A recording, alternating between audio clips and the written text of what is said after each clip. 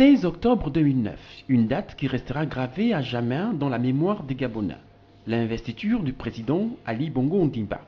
Une date au cours de laquelle il avait décliné sa politique générale, paix, développement et partage.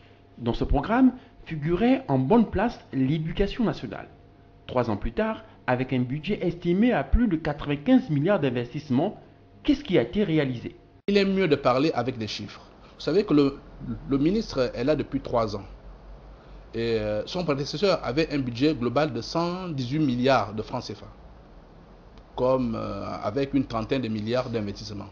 Or, lorsque le ministre arrive, en 2010, il a un budget total de 152 milliards 368 millions 849 000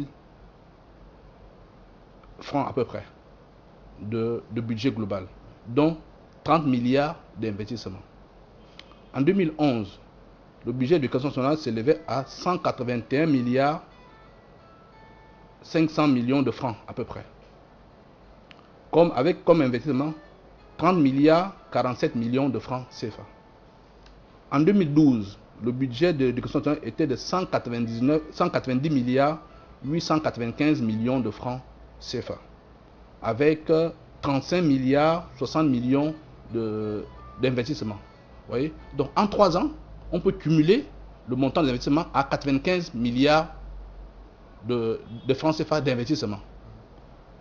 Qu'est-ce qu'on a pu réaliser en 3 ans avec 95 milliards de francs CFA? Rien d'intéressant, parce qu'on ne voit rien. Faire du Gabon d'ici l'horizon 2025 un pays émergent dans ce secteur. Les objectifs ont-ils été atteints? Non, retorque Frédélin Vemensa, si ce n'est que tentes visibles dans certaines écoles et à l'université Omar Bongo. Revenons sur les états généraux de l'éducation organisés du 7 au 18 mai 2010. De ces recommandations, rien n'a été matérialisé. Dans le cadre du plan d'urgence, parce qu'il y avait un plan d'urgence où on devait réaliser des choses en urgence rapidement.